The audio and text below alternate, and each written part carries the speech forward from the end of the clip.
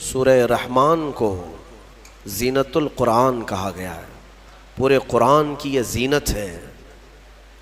تمام صورتوں میں اس سورے کی جو زینت ہے وہ اپنی جگہ پر ہے. اس میں اللہ عز و جل نے اپنے بندوں سے مخاطب بار بار ارشاد فرمایا فَبِأَيِّ آلَاءِ رَبِّكُمَا تُكَذِّبَانِ. اس میں مخاطب جو ہیں دو لوگ ہیں، جنات بھی ہیں اور انسان بھی ہیں. دونوں کو خطاب کیا جا رہا ہے کہ اے جنات اور اے انسانوں، تم اپنے رب کی کون کون سی نعمتوں کو جھٹلاؤ گے. اس آیت کو 30 سے زیادہ مرتبہ دہرایا گیا سورہ رحمان میں.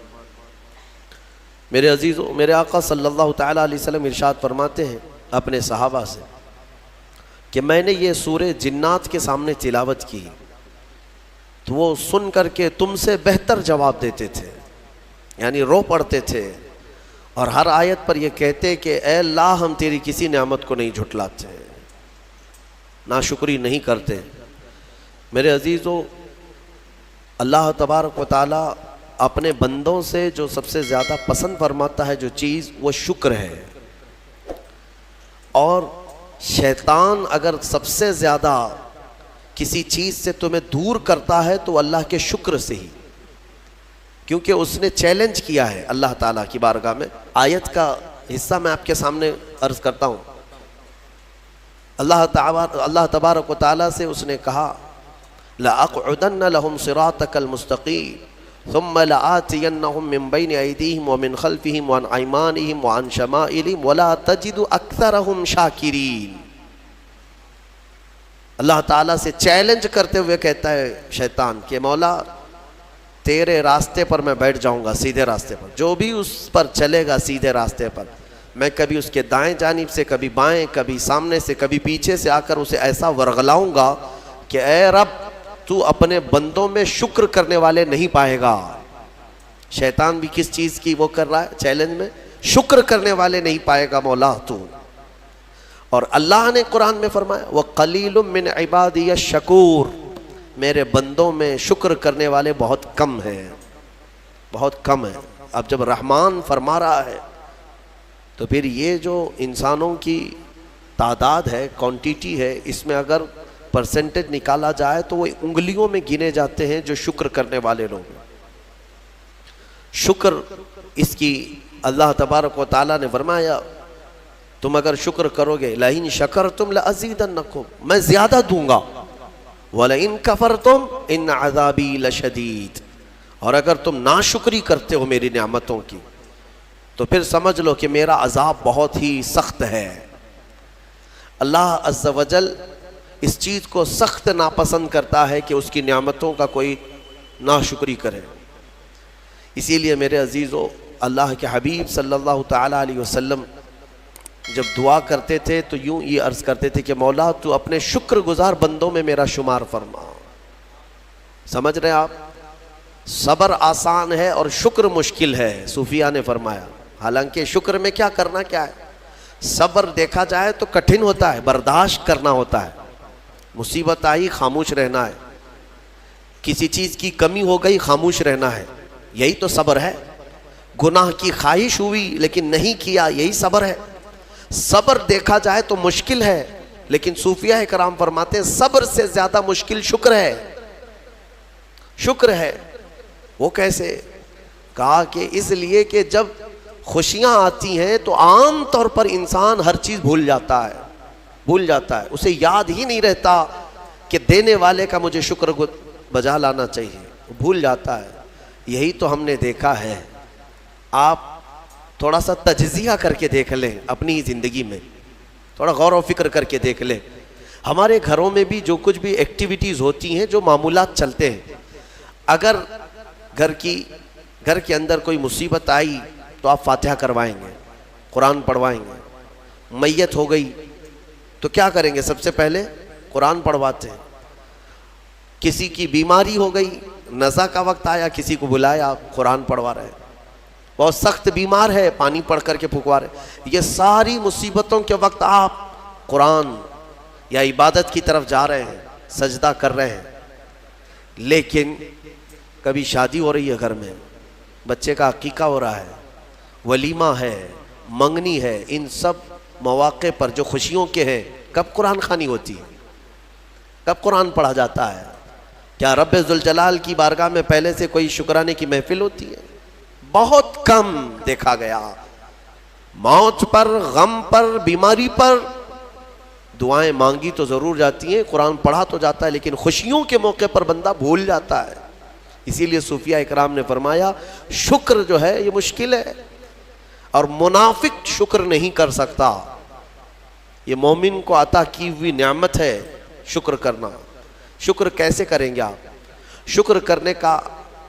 شکر کے بہت سارے طریقے ہیں، صرف یہ نہیں ہے کہ زبان سے کہہ دیا الحمدللہ، بلکہ تمہارے ہاتھ و پیر بھی شکر بجا لاتے ہیں، تمہاری زبان بھی اور تمہارا دل بھی، تینوں طریقے ہیں شکر کے۔ کسی کی زبان چلتی ہی نہیں تو کیا وہ شکر گزار نہیں ہے؟ لیکن اگر اللہ رب العزت کے حوالے اپنے آپ کو کر دیا، دل سے وہ کہتا ہے کہ مولا میرا کچھ نہیں، سب تیرا ہے، وہ دل سے کہہ رہا ہے، اس کے دل کا شکر ہے۔ وہ ہاتھ اور پیر اگر عبادت کے لیے اٹھاتا ہے تو یہ ہاتھوں اور پیروں کی طرف سے اللہ کا شکر ہے، اور پھر زبان سے اگر کہتا ہے تو یہ زبان کا شکر ہے، الحمدللہ۔ اور میرے عزیزوں، اللہ تبارک و تعالیٰ کو شکر ہی پسند ہے، اور شکر کا جو سب سے بہترین لفظ ہے وہ کیا ہے؟ شکر کرنے کا اللہ کا سب سے بہترین لفظ کیا ہے؟ الحمدللہ، یہی ہے نا۔ آپ کو عادت ڈالی گئی ہے کہ کسی نے بھی اگر آپ سے پوچھا کہ طبیعت کیسی ہے تو آپ کیا کہتے ہیں؟ الحمدللہ، چاہے سر درد ہو ہی رہا ہو لیکن آپ کہتے ہیں الحمدللہ۔ یہ شکر کرنے کا سب سے بہترین لفظ کیا ہے؟ الحمدللہ۔ اب میں آپ کو بتاتا ہوں یہ سب سے بہترین لفظ ہے، اسی لیے دیکھو کہ اللہ نے اپنی کتاب، آخری کتاب قرآن بھی اپنے حبیب پر اتارا تو اس کا سب سے پہلا ورڈ کیا رکھا؟ الحمدللہ۔ الحمدللہ سے پورا قرآن شروع ہوا۔ پھر تم اگر مولا کی بارگاہ میں عبادت کے لیے کھڑے ہوئے، نماز کے لیے رکعت باندھے، امام اگر کہیں سے جہر میں شروع کیا تو کہاں سے؟ نماز میں بھی اگر امام قرات شروع کرتا ہے تو کہاں سے شروع کرتا ہے؟ الحمدللہ سے ہی شروع کرے گا۔ میرے عزیزوں، اتنا ہی نہیں بلکہ روایتیں ملتی ہیں کہ آدم علیہ السلام کو جب پیدا کیا گیا اور ان کے جسم میں روح ڈالی گئی، آپ کو چھینک آئی، سب سے پہلے آپ کی زبان سے نکلا الحمدللہ۔ اس سے اندازہ کرو کہ میرا مولا شکر پسند کرتا ہے، شکر پسند کرتا ہے۔ اسی لیے 30 سے زیادہ مرتبہ تم سے پوچھ رہا ہے مولا کون کون سی نعمتوں کو جھٹلاؤ گے؟ تم اللہ رب العزت کے آگے سرنڈر ہو جاؤ، سپرد ہو جاؤ کہ مولا نہیں، میں تیری کسی نعمت کا انکار نہیں کرتا۔ تمہیں اندازہ بھی نہیں ہے تمہارے پاس نعمتیں کیا کیا مولا نے دیا ہے، تمہیں اندازہ بھی نہیں ہے۔ وَإِن تَعُدُّوا نِعْمَةَ اللَّهِ لَا تُحْصُوهَا، اللہ فرماتا ہے اگر تم گننا چاہو گے اللہ کی نعمتیں ہرگز گن نہیں سکو گے۔ کیسے گنیں گے؟ ایک بزرگ نے لکھا ہے کہ اگر کوئی طے کر لیا، توجہ چاہتا ہوں، شیخ سعدی رحمۃ اللہ علیہ کے حوالے سے یہ بات ملتی ہے، کسی نے طے کر لیا کہ میں اللہ کی ساری نعمتوں کا شکر بجا لاؤں گا، اس نے جو بھی میری نعمتیں دی ہیں سب نعمتوں کا میں شکر بجا لاؤں گا۔ ٹھیک ہے، تمہاری زبان اللہ نے دیا ہے، یہ ایک نعمت ہے، ناک نعمت ہے، کان نعمت ہے، آنکھ نعمت ہے، ہاتھ ہیں، انگلیاں ہیں، پورے جسم میں ایک ایک عضو اللہ کی نعمت ہے۔ پھر پلس اس کے علاوہ جینے کے لیے جو یہاں پر گھر دیا یہ نعمت ہے، زمین پر چلنے کی طاقت دی یہ نعمت ہے، اور سونے کے لیے ہمیں بستر دیا، پہننے کے لیے کپڑے دیا یہ نعمت ہے، رشتہ دار دیا یہ نعمت ہے، اولاد دیا یہ نعمت ہے، ماں باپ دیا یہ نعمت ہے، اچھے دوست دیا یہ نعمت ہے، اسلام دیا یہ نعمت ہے، ایمان پر رکھا یہ نعمت ہے، اپنے آخری نبی کی امت میں پیدا کی یہ نعمت ہے۔ یہ ہزاروں نعمتیں ہیں، لیکن اگر تم چلو طے کر لیتے ہو کہ میں اللہ کی ساری نعمتوں کا ایک بعد دیگرے شکر بجا لاؤں گا، اے اللہ تو نے مجھے زبان دی الحمدللہ، تو نے مجھے ناک دی الحمدللہ، سب نعمتوں کا شکر کرنے کا اگر کسی نے ارادہ کر لیا تو شیخ سعدی فرماتے ہیں تو پہلے وہ بیٹھ جائے، اس کو اللہ نے جو سانسیں دی ہیں نا، یہ سب سے بڑی نعمت ہے۔ ایک سانس اندر جاتی ہے یہ نعمت، سانس باہر نکلتی ہے یہ نعمت۔ اگر تم نے سانس لے لیا نکلی نہیں باہر تو ختم ہو گئی تمہاری زندگی، اور سانس نکلی اندر لے نہیں پا رہے ہو یہاں پر بھی زندگی ختم۔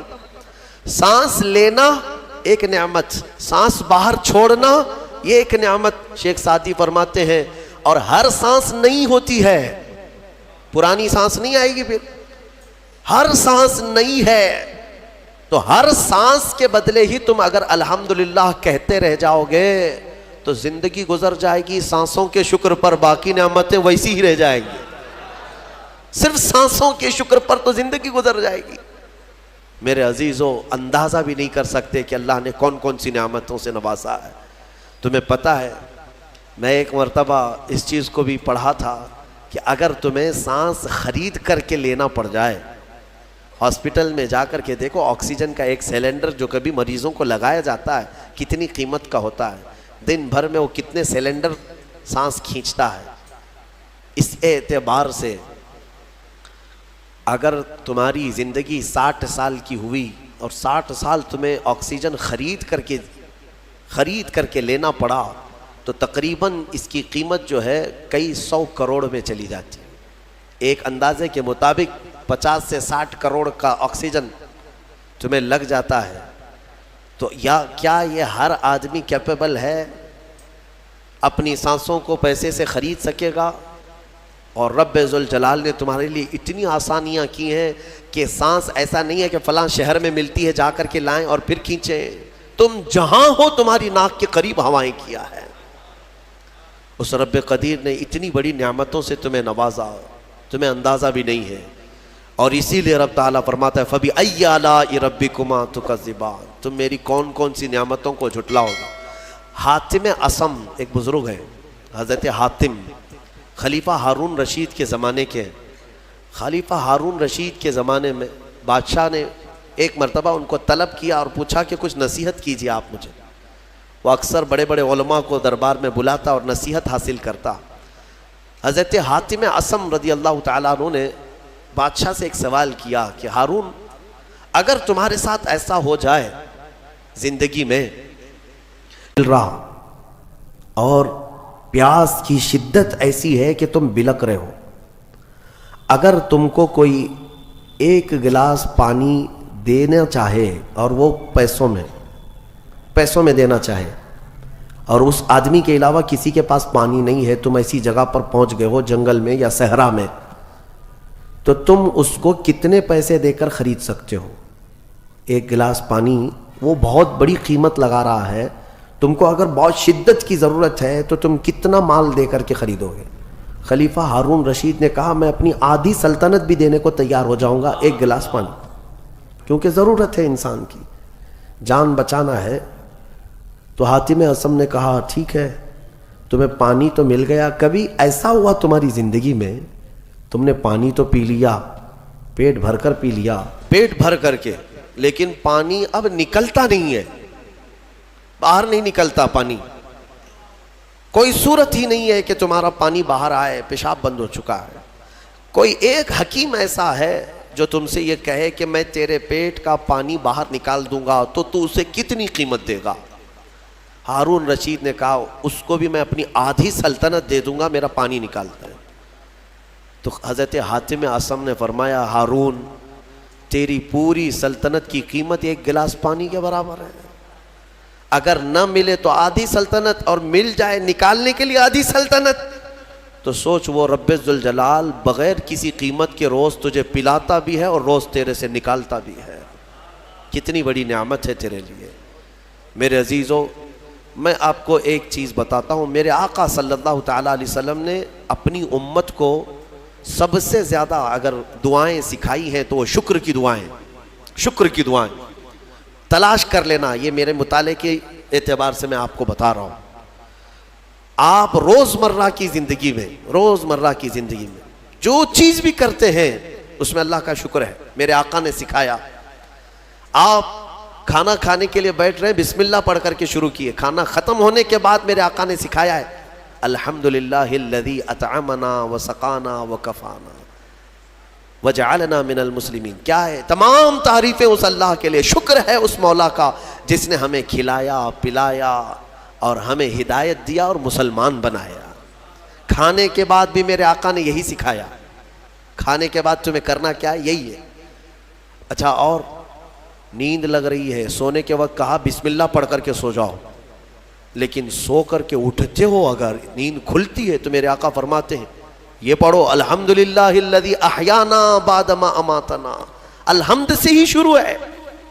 تمام تعریفیں اس اللہ کے لیے جس نے ایک موت کے بعد مجھے دوبارہ اٹھایا ہے. ہاں، آپ کیا سمجھتے ہیں؟ نیند جو ہے موت کی بہن ہے. اگر کوئی سویا مولا چاہے تو اس کی آخری نیند ہو سکتی ہے. بہت سارے ایسے ہیں جو سوئے اور پھر اٹھ ہی نہیں سکے. نیند کی حالت ایسی ہوتی ہے کہ وہ آدھی موت کے برابر ہے، اس کو خبر نہیں ہوتی، اسی میں وہ چلا بھی جا سکتا ہے. اور پھر جب تمہیں بیدار کرتا ہے مولا تو یہ نعمت ہے، بہت بڑی نعمت ہے کہ تمہیں موت کے منہ میں لے جا کر واپس لے آیا. جب بھی تم اٹھتے ہو میرے آقا نے فرمایا شکر بجا لاؤ. شکر ہے اس اللہ کا، تمام تعریفیں اس اللہ کی. بعد ما اماتنا احیانا بعد ما اماتنا، ہمیں موت دینے کے بعد دوبارہ اٹھایا ہے، اس اللہ کا شکر ہے. سو کے اٹھو تو الحمدللہ.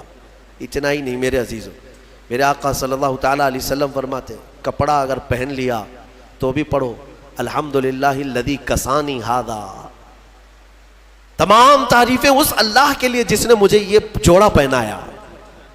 ہاں، ورنہ اگر مولا تعالیٰ نہ چاہے تو کسی جسم پر کپڑا بھی نہیں آئے گا. وہ روز تمہیں پہناتا ہے، تمہارے سطر کو چھپاتا ہے. اتنا ہی نہیں، میں آپ کو بتاؤں استنجا کے لیے بھی جاتے ہو، پیشاب کے لیے فرمایا گیا کہ بسم اللہ پڑھ کر کے تو جانا ہے اور اللہ کی پناہ مانگ کر کے جاؤ. بسم اللہ اللہم انی اعوذ بک من الخبث والخبائث. لیکن جب تم استنجا کر کے باہر آتے ہو تو حضور نے فرمایا پھر یہ کہو الحمدللہ الذی اذھب عنی الاذى وعافانی. وہاں بھی شکر ہے. کس بات کا شکر ہے؟ تمام تعریفیں اس اللہ کی، اس کا شکر ہے جس نے اذیت دینے والی، تکلیف دینے والی چیز کو میرے جسم سے دور کیا. تمہیں اندازہ ہے زہر ہے یہ جو اندر استنجا جمع ہو جائے تو آسانی سے آج پیشاب کر لیتے ہو، آسانی سے آج تم حاجت کر لیتے ہو، پخانہ ہو جاتا ہے، تو اس کو یوں مت سمجھ لینا کہ تمہارا کمال ہے. یہ رب تعالیٰ کی ہزار نعمتوں میں سے ایک نعمت ہے. اگر پیشاب تمہارا رک گیا، کڈنی کام کرنا چھوڑ دیتی ہے. آج جاؤ ہاسپٹلوں میں دیکھو ڈائلیسس کی مشینوں پر کتنے مریض سوئے ہوئے ہیں. تمہیں پتہ ہے پیشاب اگر نہیں نکلتا تو آج کے زمانے میں نیا ایک علاج ہے. ڈاکٹرز کیا کرتے ہیں کہ پانی جو ہے یہ پیشاب پورا خون میں مل جاتا ہے اور زہر بنتا ہے جسم میں. اگر ایک دن پیشاب نہیں ہوا تو پانی تمہارا جسم میں بھر جائے گا. اسی کو کریٹینن کا لیول بڑھنا کہتے ہیں. زہر بھر جاتا ہے. اب اس کو نکالے کیسے؟ باہر آتا نہیں ہے، باہر آتا نہیں ہے. ڈاکٹر اس کے لیے ڈائلیسس کی مشین اس کو لٹاتے ہیں. کیا کرتے ہیں؟ بڑی موٹی موٹی 2 سوئیاں یہاں حلق میں ڈالتے ہیں گردن کے پاس، یا پھر ہاتھ سے ایک پائپ جسم کا پورا خون نکالتا ہے اور مشین میں ڈالتا ہے، اور مشین فلٹر کرتی ہے. دوسرے پائپ سے فلٹر کیا ہوا خون اندر جاتا ہے اور جو پانی ہے وہ مشین نکال کر کے باہر ایک ڈبے میں پھینکتی رہتی ہے. میرے عزیزو، میں نے اپنی آنکھوں سے دیکھا ہے ایک بار ڈائلیسس کرنے کے لیے 4 گھنٹے لگتے ہیں. 4 گھنٹے لگتے ہیں. اور کئی مریض ایسے ہیں جن کو ہفتے میں 3 مرتبہ یہ کرنا پڑتا ہے، اور ڈاکٹر ان کو 1 بوتل پانی دیتا ہے. لمیٹڈ پانی پینا، پورے 2 دن میں 1 لیٹر سے زیادہ پانی مت پیو. اللہ چاہ کر کے وہ پانی نہیں پی پاتے، چمچ سے پانی پیتے ہیں، ڈھکن سے پانی پیتے ہیں کہ زیادہ ہو گیا تو جسم میں نکلنے کی جگہ نہیں ہے. خیر یہ تو ڈاکٹرز نے پیشاب نکالنے کے طریقے تو اپنا لیے میرے عزیزوں، لیکن اگر پخانہ نہیں نکلا تو اب تک اس کے علاج بھی نہیں ملتے. کھا لیا آپ نے، اگر یہ غلاظت نہیں نکل پائی تمہارے اندر تو پورے جسم میں یہ زہر بن کر کے پھیل جائے گا، موت کا سبب بن جاتا ہے۔ جب ہم بیت الخلاء میں جاتے ہیں اور پیشاب پاخانہ کر کے نکلتے ہیں تو تمہیں کیا لگتا ہے؟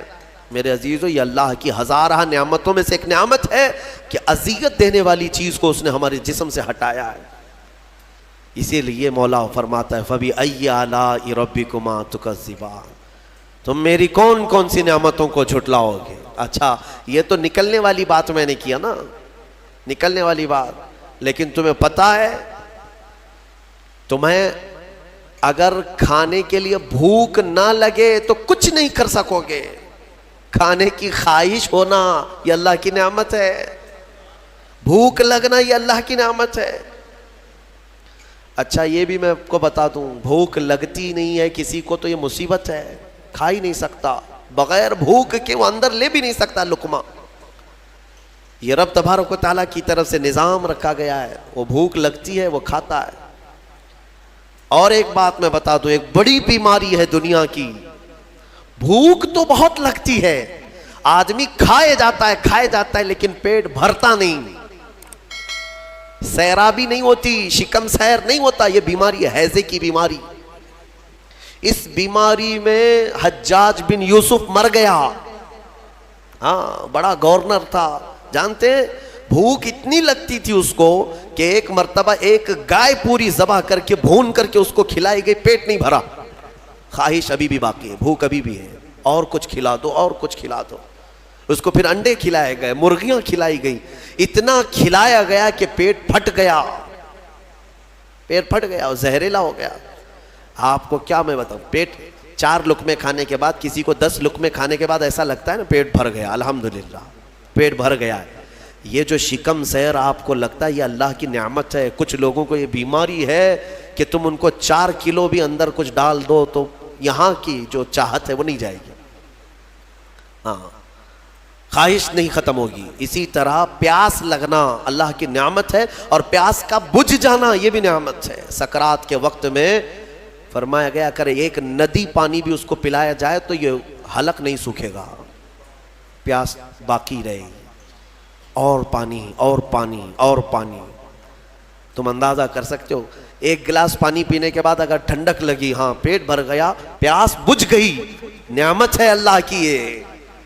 اور ایک بیماری یہ ہے کہ اس کے اندر ایک بالٹی پانی بھی ڈال دیا جائے تو حلق نہیں سوکھتا، پیاس بجھتی نہیں ہے، پھر زبان چپکنے لگتی ہے، حلق سوکھنے لگتا ہے، یہ بیماری ہے۔ میرے عزیزو، میں تو صرف تمہارے جسم کی نعمتیں گنا رہا ہوں، تمہیں اندازہ بھی نہیں ہے۔ ابھی چند دنوں قبل میں نے اپنے بچوں کے سامنے بھی ایک بات عرض کیا تھا، میں 1-2 سال قبل شاید ایک مطالعے میں تھا، کسی چیز کی اسٹڈی میں، ایک نئی چیز میرے مطالعے پہ آئی تھی۔ ایک صاحب کئی دنوں سے وہ بیمار رہتے تھے، ان کو ہوتا کیا تھا، چلتے تھے تو اچانک ٹیڑھے ہو جائے اور ایسا لگے کہ دیوار گر رہی ہے، روڈ پہ چلے تو ایسا لگے کہ یہ گاڑی میرے اوپر گرے گی۔ ہاں یہ ایک بیماری ہے۔ آپ زمین پر کھڑے ہوتے ہیں، 2 پیروں سے کھڑے ہوتے ہیں نا، بیلنس کیسے رہتا ہے تمہارا؟ یہ چاہے موٹے ہو تگڑے ہو لیکن سیدھے تو کھڑے رہتے ہو، اور چلتے ہو تو کیا ایک طرف جھک جھک کے چلتے ہو، کبھی ادھر کبھی ادھر نہیں، ہوائیں چاہے جتنی بھی آئیں آپ سیدھے چلتے ہیں۔ یہ کون ہے جو تمہارے بیلنس کو مینٹین کیا ہوا ہے؟ صرف 2 ٹانگوں پر تمہارے پورے وزن کو کس نے قائم رکھا ہے؟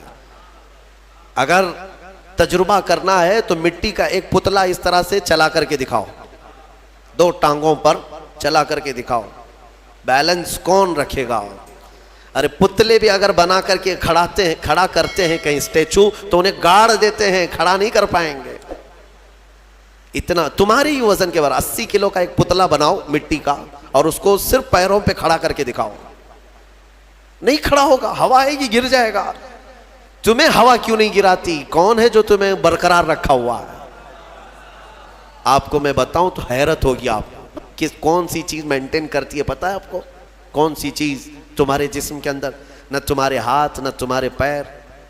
اللہ اکبر، اللہ کی نعمتوں پر قربان جاؤ۔ ایک صاحب انہوں نے مجھ سے ملاقات کی تھی اور اپنی بیماری یہ بتائی تھی کہ ایسا لگتا ہے تعویذ بھی کرائے, دعا بھی کرائے, وظیفے بھی کروائے, بہت ساری. ایک ماہر دانشور تھے, انہوں نے مجھ سے یہ کہا کہ مولانا مسئلہ یہ ہے کہ ہمارے دونوں کانوں کے بیچ میں ایک چھوٹا سا پارا, ایک قطرہ ہوتا ہے پارے کا, لکوڈ پارا دیکھیں آپ بی پی چیک کرنے کے وقت جو چڑھتا اترتا ہے مشینوں پہ, اس طرح کا ایک ہلکا سا ایک لکوڈ قطرہ ہمارے دونوں کانوں کے برابر بیچوں بیچ ہوتا ہے, اور وہ قطرہ ہے جو پورے بیلنس کو مینٹین کرتا ہے. وہ ایک قطرہ ہے, اگر اس قطرے کے اندر ذرا برابر بھی ادھر ادھر ہوا, وہ ایک طرف ہو گیا تو آدمی یوں چلنے لگ جائے گا, اگر وہ اس طرف ہو گیا قطرہ تو پھر آدمی اس طرف جھک جائے گا. اور یہ جلدی ہوتا نہیں ہے, وہ اتنا مضبوطی کے ساتھ پورے انسانوں کے جسموں کو سنبھالے رکھتا ہے. میرے عزیزوں, پھر میں یہ پوچھتا ہوں فَبِأَيِّ آلَاءِ رَبِّكُمَا تُكَذِّبَانِ, تم اپنے رب کی کون کون سی نعمتوں کو جھٹلاؤ گے. اور ایک بات, عجیب عجیب چیزیں میں نے دیکھی, کبھی ہم غور نہیں کرتے نا اپنے جسم میں, اور اسی لیے میرا رحمان فرماتا ہے وَفِي أَنفُسِكُمْ أَفَلَا تُبْصِرُونَ, تمہاری ذات میں میری نشانیاں ہیں, تم دیکھتے نہیں. اللہ پوچھ رہا ہے تمہاری اپنی ذات میں میری نشانیاں ہیں. محبوب الہی نظام الدین اولیاء رحمۃ اللہ تعالیٰ علیہ نے فرمایا اللہ تبارک و تعالیٰ تک اگر پہنچنا چاہے بندہ تو صرف اس کی نسیں جو ہے نا, اس کی رگیں, یہی کافی ہیں اس کے لیے. ہاں میرے عزیزوں, آج بھی ڈاکٹرز یہ کہتے ہیں کہ تمہارے جسم کے اندر کی نسیں اگر کھول کر کے پھیلا دی جائیں تو 10,000 کلومیٹر تک پھیل جائیں گے, یعنی تقریباً ایک دنیا گھومنے کے برابر. اتنی نسیں تمہارے جسم کے اندر ہیں کہ اگر ان کو کھول کر کے پھیلا دیا جائے تو اتنی لمبی. کون ہے جو یہ سارا مینٹین کیا ہوا ہے, اور ہر نس میں وہ خون کو دوڑاتا ہے اور پھر واپس پہنچاتا ہے دل تک. ایک چیز میں جو کہہ رہا تھا وہ یہ ہے, عجیب سی چیز ہے. ایک صاحب نے فرمایا کہ ایک بیماری ہے کہ یہ ایک صاحب ہیں کہ ان کی آنکھوں کی پلک بند ہی نہیں ہوتی. اس پر تحقیق کی گئی. میرے عزیزوں, کتنی چھوٹی چیز لگتی ہے, آپ پلکیں جھپکاتے ہیں نا, آپ کے اختیار میں نہیں, اور بہت ہلکی سی ہے, یوں کیا بند ہوئی, یوں کیا کھول دیا, آنکھیں بند ہو رہی کھل رہی ہے. آپ کو پتا ہے اس کے اندر کیا چیز ہے؟ کہا کہ ایک بہت ہلکا اسپرنگ ہے ان پلکوں کے بھی اوپر, باقی سب جگہ اس طرح اپنے آپ نہیں ہوتے ہیں کہ خود سے جو ہے بند ہو رہی ہو کھل رہی ہو. کان کیا اس طرح کرتا ہے ہمارا, اٹھ گیا اپنے آپ, بیٹھ گیا اپنے آپ. یہ ہلکی سی پلکوں کی جو چمڑی ہے نیچے آتی اوپر جاتی, نیچے آتی اوپر جاتی, کیا چیز ہے اس؟ تو ایک صاحب نے ہمیں بتایا کہ بہت ہلکا اسپرنگ ہوتا ہے, اگر وہ اسپرنگ ختم ہوا کسی کا تو بلڈوزر سے بھی کھینچ کر کے بند نہیں کر سکو گے. ان پلکوں کی چھوٹی سی چمڑی کو کھینچ کر کے بھی بند نہیں کر سکو گے, وہ بند نہیں ہوگی پھر.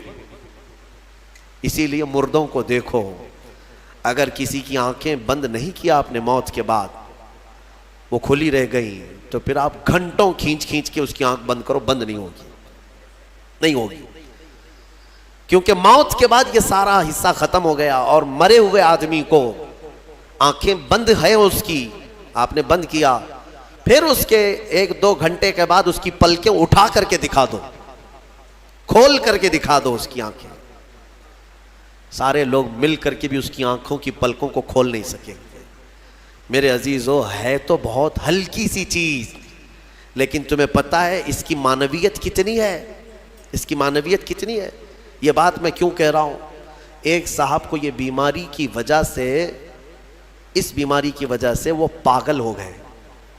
کیا بیماری تھی کہ پلک جھپک نہیں رہی ہے, بند نہیں ہو رہی ہے, اور بند نہیں ہو رہی ہے تو نیند نہیں آتی.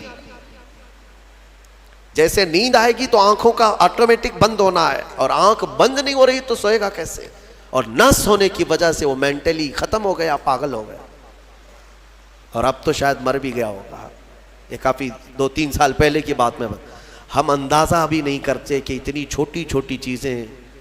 میرے عزیزوں, ہمارے بال جو جسم میں ہیں, ایک رواں بھی اس کا بال کا یہ اللہ کی نعمت ہے. آپ دیکھیں ایک بال بھی نکل گیا تو پھوڑی آ جاتی ہے اس کی قیمت بتانے کے لیے کہ یہ یوں ہی اللہ نے نہیں دیا تم کو, یوں ہی نہیں. ایک خاتون کو میں نے دیکھا تھا, چھوٹی سی لڑکی تھی وہ, اس کے صرف یہ آنکھوں کے اوپر کی بھویں نہیں تھی اور بال کچھ بھی نہیں تھے, جس کی وجہ سے وہ اتنی ڈراؤنی لگتی تھی کہ بچے دیکھ کر کے بھاگ جاتے تھے. صرف یہ آنکھوں کے بال نہیں تھے اور وہ چہرہ چھپائی رہتی. بہت بڑی ٹیلنٹڈ بچی, پڑھنے میں لکھنے میں ساری چیزوں میں بہت اچھی, لیکن اس کی وجہ سے وہ چہرہ چھپائی رہتی. اس دن مجھے محسوس ہوا کہ اگر ایک بھی چیز ہماری ادھر ادھر ہو جائے تو انسان کا سارا جمال ختم ہو جاتا ہے. اسی لیے میرے عزیزو, اللہ نے جو چیزیں تمہارے پاس آج دی ہیں شکر بجا لاؤ, اللہ کا شکر بجا لاؤ.